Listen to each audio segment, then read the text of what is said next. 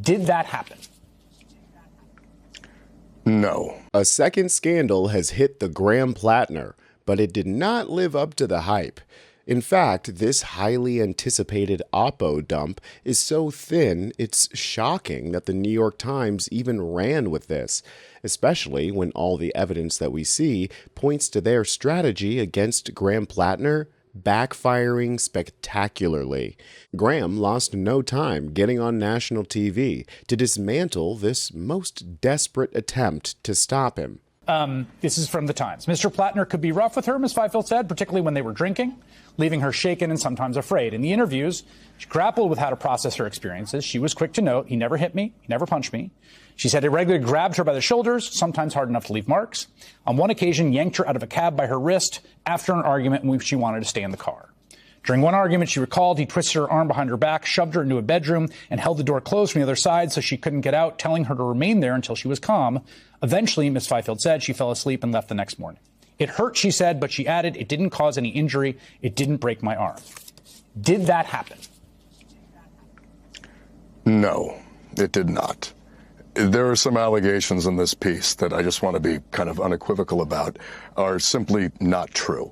Anything alleging physicality, anything alleging that I knew what my tattoo was, these are the statements of someone who's politically motivated. Now, don't get me wrong, these are very serious allegations. Unlike the Republicans, we do listen to women over here.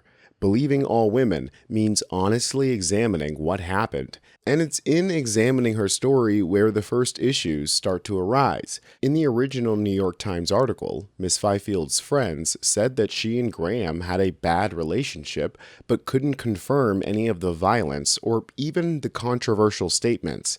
Not only that, she gave her diary to the New York Times, but they said they weren't able to corroborate her story. Meaning, despite it being something that she says ruined her life, destroyed her life, she didn't write it down in her personal diary at the time. Add to that the fact that she admits her friends were trying to stop her from running back to him makes this seem like just a regular toxic relationship, not a violent one. And she admits that herself. She says that he didn't cause her any injury. So that brings us to this woman herself, Lindsay Fifield, who, when you look into her, is very, very shady. Not only did she work for the Heritage Foundation, who's, is responsible for Project 2025, she admits in the New York Times article that she would canvass for Susan Collins. She's also very involved in politics, establishment, centrist, mainly conservative politics, even going so far as to help Susan Collins do the most insane thing. I will tell you, I'm extraordinarily proud of IWF. It's not well known, but after Jeff Flake got caught in the elevator, a moment I think none of us will ever forget. Absolutely paralyzed by the activist asking him questions and not knowing what to say. We were approached and they said, can you tell us how to talk about supporting Kavanaugh without alienating the Me Too movement? We wrote a memo. It was used by a lot of members of the Senate and the House and Fox News and elsewhere. But most important is Susan Collins told me that without that memo, she could not have seen how to support him. And if you look at her speech that she gave on the Senate floor, it is entirely the playing out and architecture of how we said to structure the argument and what to say and how to say it, which is just so gratifying. We're watching TV and it's, that's hers. That's hers. So out of the 9 women vetted by the New York Times, 6 of them say that Graham was a good boyfriend. 3 of them say he was a bad boyfriend, and 1 of those 3 say that he got physical.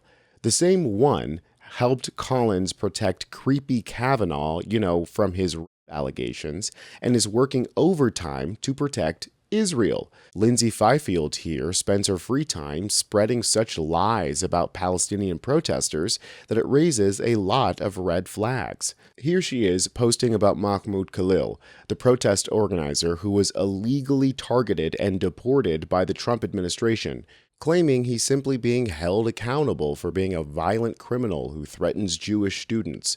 She's saying this in order to justify the violence that was committed against Khalil. It's just absolutely disgusting. And the fact that she's someone who is willing to lie about a person that she never met because they're an ideological enemy of Israel means the chances are high that she would lie about an ex who's running as a far-left progressive senator. Actually, the plan from the establishment is so obvious, it's like they think we're too dumb to hear them gaslighting us.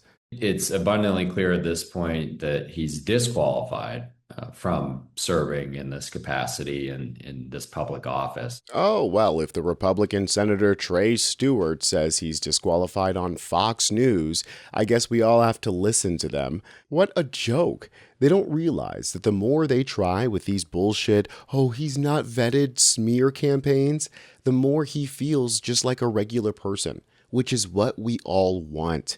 It's shocking to see how the harder they push the normal folks away from Platner, the more those same normal folks say they'd rather vote for him. Yesterday, I was sort of on the fence. I'm like, character matters. Morals matter. I can't believe that this is the person in Maine that's going to, take on the Republican, take on Susan Collins. I'm now convinced that we are really in a bad place in this country. Democrats have to take over the Senate. They have to take over the House. They have to bring some semblance of normalcy back to this government. And if it takes getting behind someone like Platner, which 51% of voters in Maine say that they will get behind him as opposed to 42%. If I lived in Maine, I would hold my nose and I would pull that lever and I would vote for him. If he's winning over the ladies of The View, then I don't think that this little, well, he was a bad boyfriend 20 years ago act is gonna work. After all, politicians are not role models. They're not our friends. He's not campaigning to be my boyfriend. The bar, as far as personal lives, should go only as far as, did they do illegal things? The Republican sex lives are a big deal. Those are scandals because they're usually criminal, which Graham's is definitely not.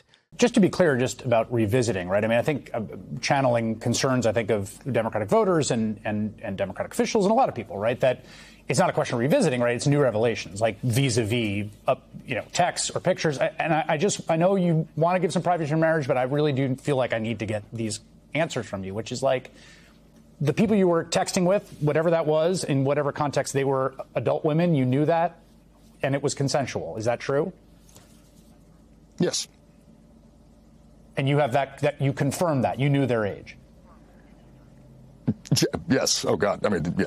Yes, of course. It's absolutely insane that question even had to be asked, but that's the world that MAGA has put us in. According to the most recent polls, Platner is still ahead and has women by 19 points over Collins. Now, this was before the most recent round of hit pieces.